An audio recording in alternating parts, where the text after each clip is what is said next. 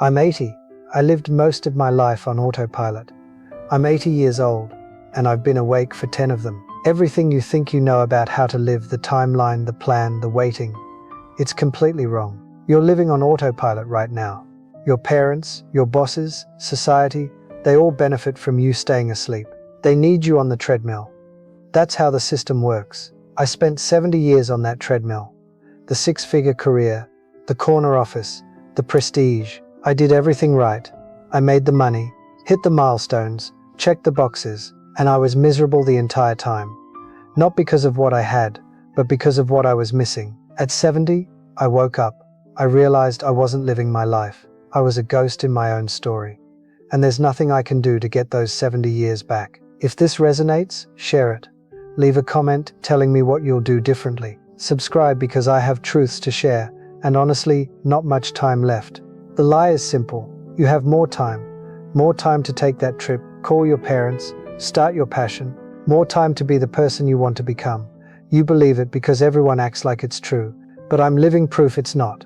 I believed this lie for 60 years. I was going to relax once I made partner, then once I hit my number, then once I retired. Except when retirement came, it looked like work.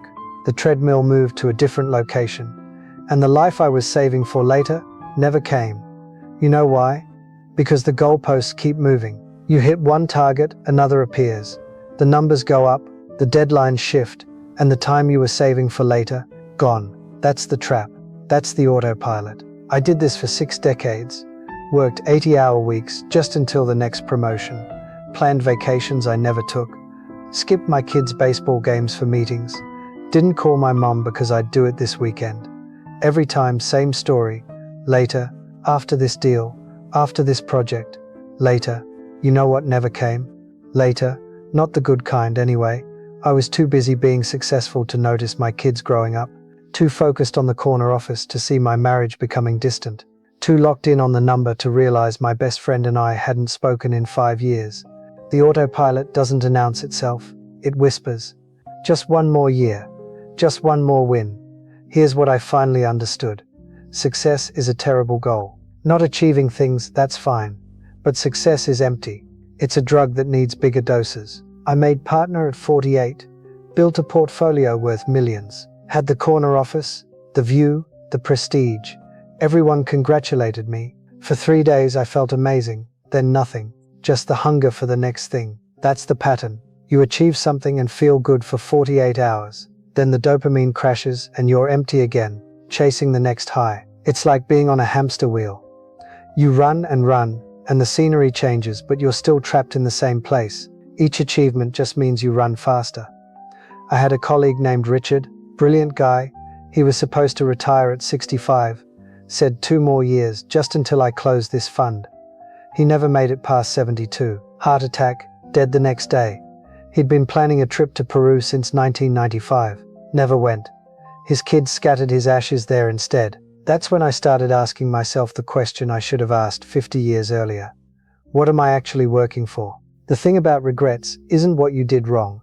It's what you didn't do, what you skipped, what you postponed and told yourself you'd do later. That summer, when my kids were 8 and 10, I missed it. A deal came up.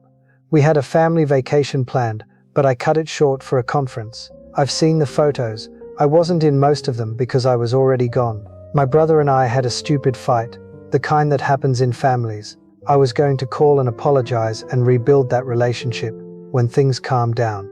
He moved across the country. We never got close again. There's a novel I wanted to write, still want to write.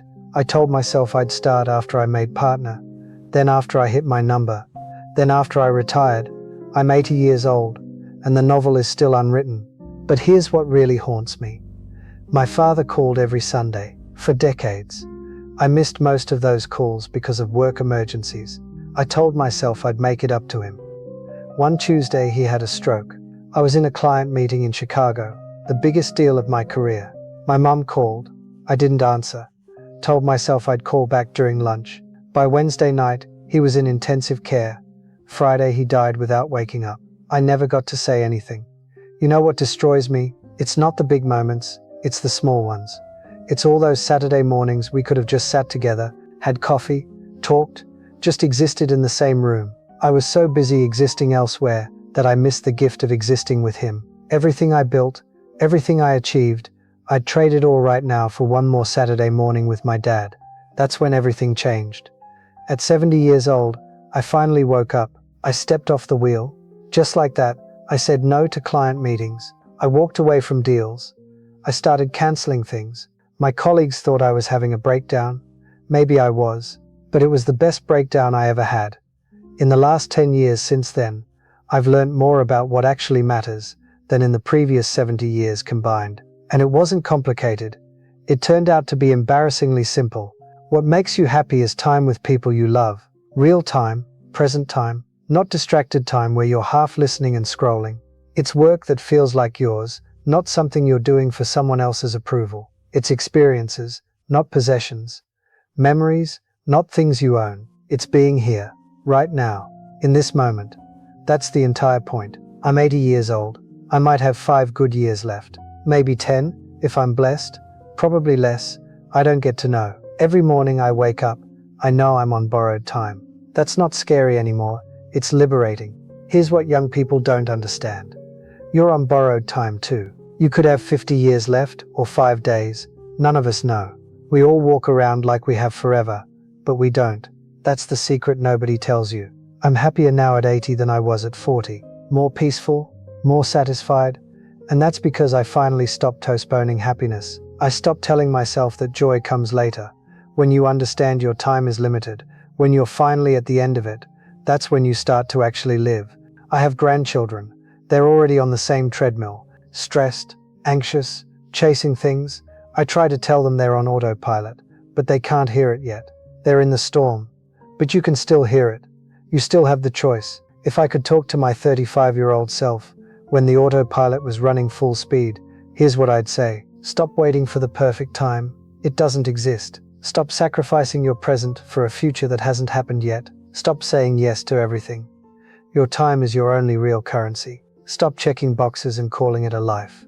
Stop impressing people who don't actually matter. Stop being a ghost in your own life. Wake up. Start showing up for people who matter. Start saying no to the non-essential. Every yes to garbage is a no to something real. Start taking the trip. Book it. Go. Not next year. Now. Start calling your parents. Start being present in ordinary moments. Those are the actual events of your life. Start doing work that feels like it belongs to you. Start living like your time is limited. Because it is. The perfect time will never come. You know that already. You've been waiting for it for years. Life will always be complicated. There will always be reasons to wait. Always. But here's your choice. Option A. Keep living the same way. Stay on the autopilot. Keep postponing. Keep being a ghost in your own life. Option B. Wake up today. Make different choices. Small ones at first, but real ones. I don't want you to be 80 looking back wishing you'd chosen differently. Don't waste 50 years figuring this out like I did. You have the knowledge now. Someday is today. It always has been. Every someday you've delayed was actually an opportunity to choose today instead. That's all today, is all your somedays finally arriving, and you're still telling yourself you'll enjoy it later. If this resonates, share it. Tell me in the comments what you're going to do differently. Subscribe because I don't have much time left. The clock is ticking. For you, for me, for all of us. So here's the real question.